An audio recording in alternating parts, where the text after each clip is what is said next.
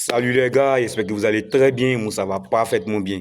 Comme d'hab, aujourd'hui, on commence avec les actus mercato de la semaine. On commence d'abord du côté de la Première Ligue parce que la Première Ligue enflamme le marché des mercato avec les recrues de taille.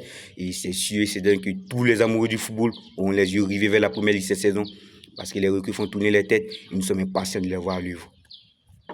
On commence avec Manchester United avec la signature de Bryan Mbeumo qui faisait mouche. Depuis la signature de Matheus Cunha, les restes des villes sont restés mieux sur le marché des transferts. Mais ici, juste avec un gros coup, qui est la signature de Bryan Mbeumo, montant un transfert 82 millions d'euros pour un contrat jusqu'en 2030. Rien à dire, c'est sans doute un renfort de taille pour les Mancuniens.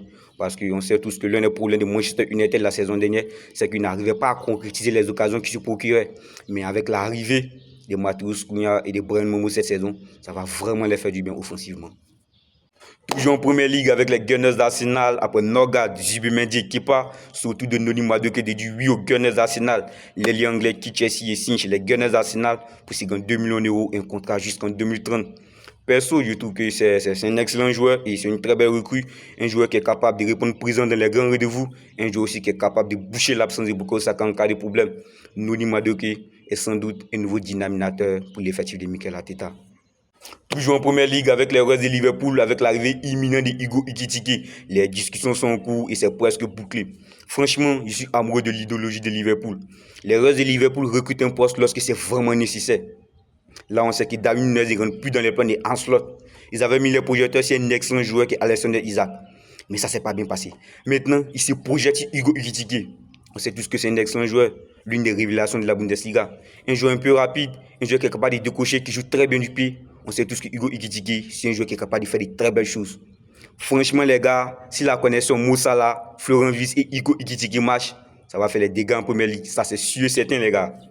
C'est terminé pour la première ligue. On avance du côté de la Liga, plus précisément le Real Madrid. C'est fait. Carrera signe au Real Madrid pour 50 millions d'euros. J'aime bien cette recrue parce que c'est une recrue intelligente et tournée vers l'avenir. Une recrue qui va vraiment faire du bien sur le flanc gauche. Toujours avec le Real Madrid, c'est officiel. Après Luka Modric, surtout le Lucas Vazquez défait ses adieux au Real Madrid. Après avoir passé 17 ans au club et 23 trophées remportés, Lucas Vazquez quitte définitivement le Real Madrid. Une page se tourne au Real Madrid et bonne chance Vazquez pour la suite.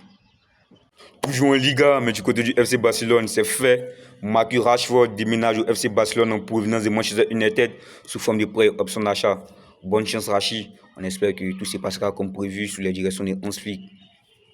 Toujours avec le FC Barcelone, avec Lamine Yamal, c'est fait. Lamine Yamal, chien de Doussa, il passe du numéro 19 au numéro 10. Et on sait tous qu'au FC Barcelone, une fois qu'on parle du numéro 10, on pense immédiatement à Léo Messi.